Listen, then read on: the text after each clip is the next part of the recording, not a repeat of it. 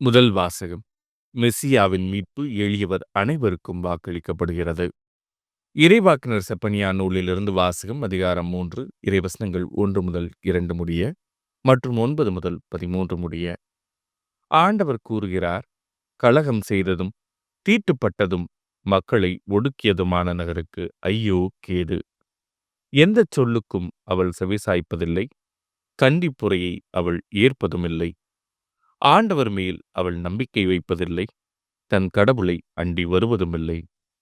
அக்காலத்தில் நான் மக்கள் இனங்களுக்கு தூய நாவினை அருள்வேன்.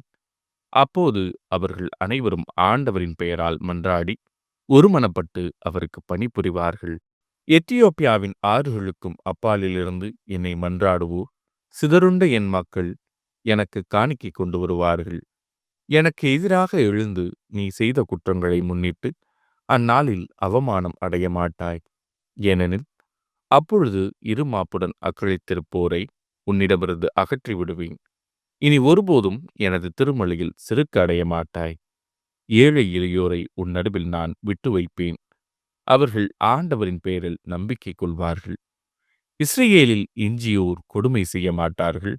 வஞ்சகப் பேச்சு அவர்களது வாயில் வராது. அச்சுறுத்துவோர் யாருமின்றி அவர்கள் மந்தை போல் மேய்ந்து இளைப்பார்வார்கள். இது ஆண்டவரின் அருள்வாக்கு. இறைவா, உமக்கு நன்றி. பதிலுரை பாடல். இந்த ஏழை கூவி அழைத்தான், ஆண்டவர் அவனுக்கு செவி சாய்த்தார். ஆண்டவரை நான் எக்காலமும் போற்றுவேன், அவரது புகழ் எப்பொழுதும் என் நாவில் ஒலிக்கும். நான் ஆண்டவரை பற்றி பெருமையாக பேசுவேன், எளியோர் இதை கேட்டு அக்களிப்பர். இந்த ஏழை கூவி அழைத்தான், ஆண்டவர் அவனுக்கு செவி சாய்த்தார். அவரை நோக்கி பார்த்தோர் மகிழ்ச்சியால் மிளிர்ந்தனர். அவர்கள் முகம் அவமானத்திற்கு உள்ளாகவில்லை. இந்த ஏழை கூவி அழைத்தான், ஆண்டவர் அவனுக்கு செவி சாய்த்தார். அவர் எல்லா நெருக்கடியினின்றும் அவனை விடுவித்து காத்தார். இந்த ஏழை கூவி அழைத்தான், ஆண்டவர் அவனுக்கு செவி சாய்த்தார்.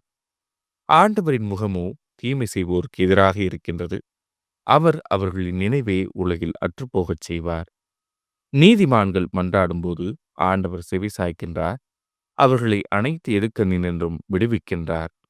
இந்த ஏழை கூவி அழைத்தான், ஆண்டவர் அவனுக்கு செவி சாய்த்தார். உடைந்த உள்ளத்தார்க்கு அருகில் ஆண்டவர் இருக்கின்றார். நைந்த நெஞ்சத்தாரை அவர் காப்பாற்றுகின்றார்.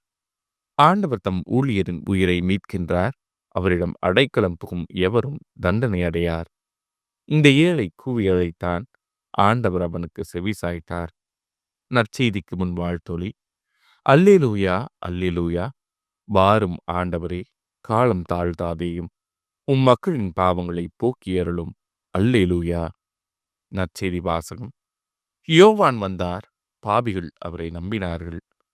மத்தேயு எழுதிய தூய நற்செய்தியிலிருந்து வாசகம். அதிகாரம் 21, இறைவசனங்கள் 28 முதல் 32 முடிய. அக்காலத்தில் இயேசு தலைமை குருக்களையும் மக்களின் மூப்பர்களையும் நோக்கி கூறியது, இந்த நிகழ்ச்சியை பற்றி நீங்கள் என்ன நினைக்கிறீர்கள்? ஒரு மனிதருக்கு 2 புதல்வர்கள் இருந்தார்கள். அவர் மூத்தவரிடம் போய், மகனே, நீ இன்று திராட்சை தோட்டத்திற்கு சென்று வேலை செய் என்றார். அவர் மறுமொழியாக, நான் போக விரும்பவில்லை என்றார். ஆனால் பிறகு தம் எண்ணத்தை மாற்றிக்கொண்டு போய் வேலை செய்தார். அவர் அடுத்த மகனிடமும் போய் அப்படியே சொன்னார். அவர் மறுமொழியாக, நான் போகிறேன் ஐயா என்றார்.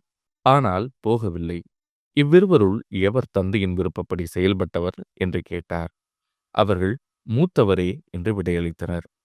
இயேசு அவர்களிடம், வரி தண்டுவோரும் விலைமகளிரும் உங்களுக்கு முன்பாகவே இறையாட்சிக்கு உட்படுவர் என உறுதியாக உங்களுக்கு சொல்கிறேன். ஏனெனில் யோவான் நீதி நெறியை காட்ட உங்களிடம் வந்தார். நீங்களோ அவரை நம்பவில்லை. மாறாக வரி தண்டுவோரும் விலைமகளிரும் அவரை நம்பினர். அவர்களை பார்த்த பின்பும் நீங்கள் உங்கள் எண்ணத்தை மாற்றிக்கொள்ளவும் இல்லை, அவரை நம்பவும் இல்லை என்றார். இது ஆண்டவரின் அருள்வாக்கு. கிறிஸ்துவே, உமக்கு புகழ்.